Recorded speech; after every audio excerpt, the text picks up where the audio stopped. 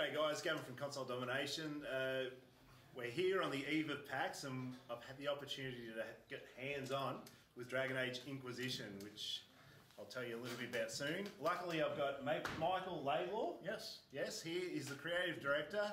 We're going to talk a bit about your game. It's obviously I got to play it tonight for a couple of hours. I was a definite fan of Dragon Age Origins. Dragon Age 2 I waned a little bit. I keep hearing that today. I know, yeah. I understand. Do you, firstly, well, while we're on that subject, do you know why people waned a little bit? I think Dragon Age 2, it made some missteps in terms of what the Dragon Age experience was and what made people really glue in on Origins. And as a result, I think there was some disappointment. Like, wait, we took my race away. Where's my tac cam? Like things like that, which, you know, it's great feedback. It's something you, as a team, you take back to heart. And if you happen to be retooling your entire game onto a brand new engine that looks absolutely gorgeous, you go, well, geez, we could probably make some of that stuff happen. So instead of tac cam for PC only, it's tac cam for everybody. It's like a bonanza of tac cam, right? And that's the kind of thing that we wanted to tackle and really get to. What's the heart of DA? And to me, it's the party. It just straight up is the party. It's a team working together. So what makes that work in story? You know, rich characters. What makes that work in gameplay? Tactical play, teamwork, smart, intelligent buying of abilities, equipping them, all those things. And many of those just inherently address the DA2 concerns. Yeah, that was the only, well, my major disappointment with Dragon Age 2, and I'll just say it, is you didn't have the feeling with the characters that you did with the first one. And that's, other than that, I actually enjoyed it. I didn't mind that the tac cam had gone. Sure. Being more of a console gamer myself anyway. Yep. But it's good to see it back. I think a big part of that's the stakes, right? You know, Dragon Age Origins was the world being put at stake, to misquote the Tigtone cartoon, if you've ever seen that. If you haven't, you should check it out. The Begun of Tigtone, best thing. Anyway, that aside, really the people were drawn together by this, like, world-ending adversity, whereas DA2 was more of, you were drawn on a current. It was almost about inevitability, and in some way it's harder to really get into characters in the same way. Now, what I've played so far of Dragon Age Inquisition, the stakes are definitely high again. Indeed. They are. Trying not to give too much away from the story. It's like that. Yes. Yeah. Yes. It is definitely, the stakes are high. I've only spent 2 hours with it, but I actually started from the beginning of the game, and straight away I could actually feel the characterization was stronger again. It was back to the original. You touched on the engine. Just explain your choice of engine and why. It looks amazing. Yeah, well, there's why, right there. The Frostbite, it's Frostbite 3, same engine that powers the Battlefield games. Huge opportunity for us. Big glorious engine, you know, amazing like surface response. Oh, let's get some tessellation, let's get some displacement mapping, let's get better surface response, dynamic lighting, all these things we couldn't do before. All those piling on top of each other, it makes a pretty compelling argument. And you know, we knew we were going to have to make a jump technologically, so we were kind of signed up for the work to build the Bioware systems, the role-playing game stuff, stats, melee combat, all these things were going to have to be done if we made any tech jump. So we said, let's go to something which, frankly, is in-house, right? It's built in Stockholm. It comes to us from DICE. They're part of Electronic Arts. So while we're both very much studios with our own culture, EA kind of supports that, we're also better able to collaborate, right? Because we're kind of working side by side. And we send them stuff like, hey, we built this entire system. Would you guys like it? And they go, yeah. And suddenly, boom, it's now part of Frostbite. And then we're just scratching each other's back.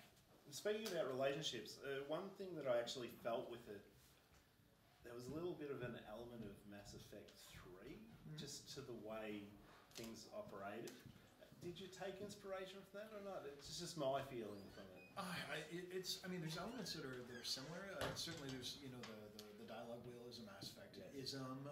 It wasn't there for the original Origins, but we used it for 2. You know, the teams cross-pollinate. I think that. You know, as soon as you're into the point where the characters are kind of, you know, glowing and responding in a way that suddenly light becomes a part of the scene and there's cinematic lighting actually being shot at specific moments, that kind of jumps into the same space the Unreal Engine was visually. So I think that right there, you're kind of like, wow, this just looks better, right?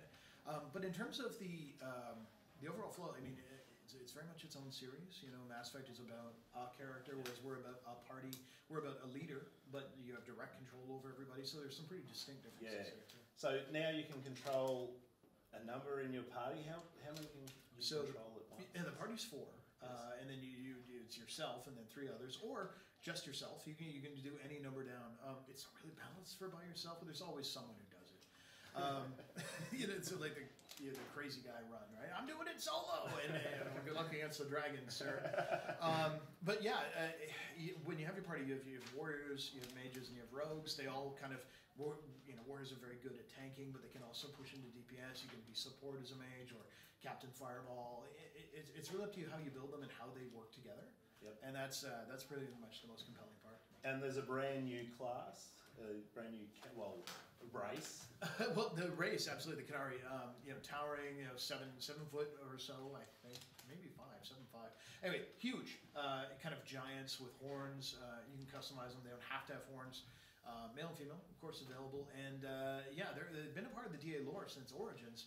And we were like, well, we kind of went all in on races and said, all right, let's do them all. Let's do all 4. Yeah, no, this is the first one I went to. Yeah, they're compelling, because you basically tower over literally everybody in the conversations, and it feels great.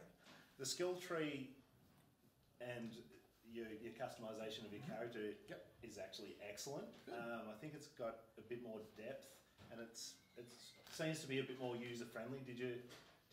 Is that the direction you were trying to take? We spent a lot of time with the feel and kind of helping you kind of visualize the different roles the character could play, and so you have like 4 full talent trees. You could dig down very quickly. We spent a lot of time on the surface and kind of buy upgrades and do different and we really, I think the big thing was a user-friendly way to still have very complicated builds. And the thing is, what you've seen is just the base class, and then you actually can pick a specialization on top of that. And they add a lot of metagame. The Knight Enchanter for mages, for instance, almost like a melee mage. They get an energy blade. They have much stronger barriers, so that on the front line they're incredibly powerful.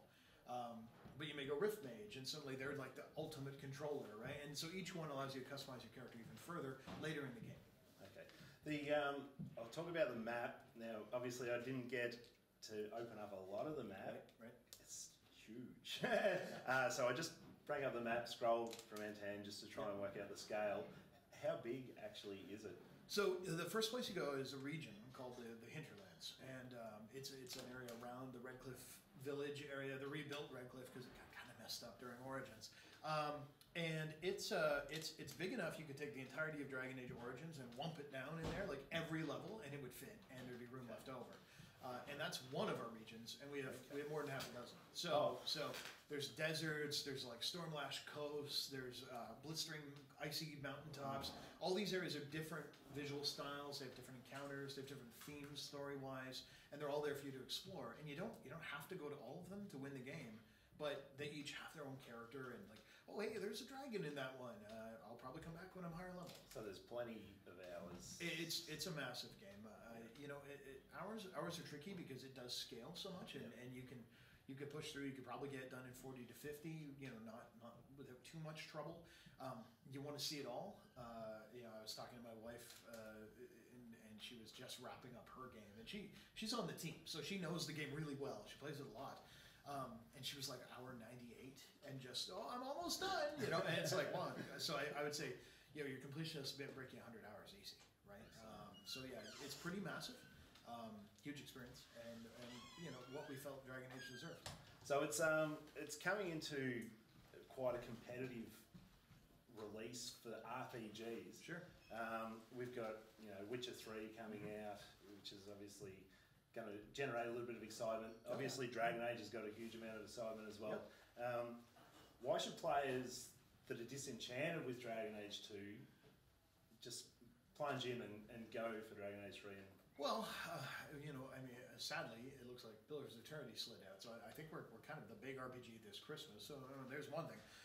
Because Witcher, the nice thing is Witcher is I'm going to be able to relax and then play it, right? I'm looking forward to it. But generally speaking, I think that it takes really the best parts of Origins, and the things that we still want to hold from too, like the responsiveness, right? But not the frenetic, crazy combat. It brings tack cam to everybody.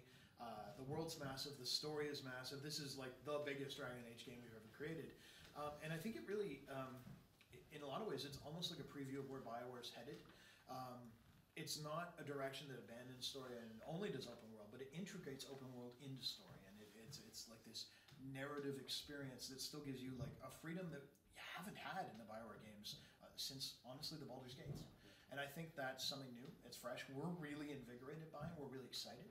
And hey, how you want to stab a dragon for Christmas, right? Let's get in there. Everyone wants to stab a dragon for Christmas. Everyone does. So out at the end of November, Yep. everyone get into it. It's a gorgeous looking game. It's definitely got my tick of approval so far, and I can't wait to review it. So thanks for your time, mate. No problem. Thank you. Cheers.